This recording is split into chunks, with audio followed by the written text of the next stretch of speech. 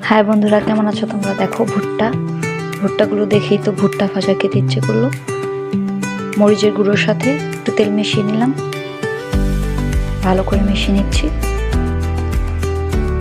এরপর ভুট্টার গায়ে সুন্দর মতো মেখে দিব।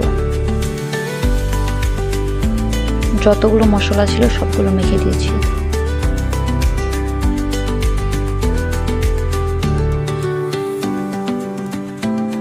এখন চুলাটা জ্বালিয়ে চুলার উপরে দিয়ে দিব।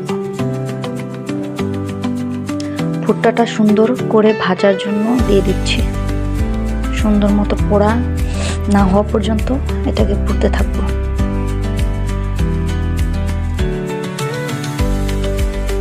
দেখো অনেকটাই পোড়া হয়ে গেছে।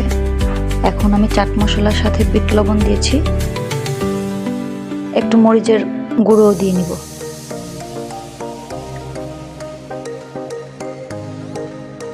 তিনটি মশলা একসাথে মিশিয়ে সুন্দর মতো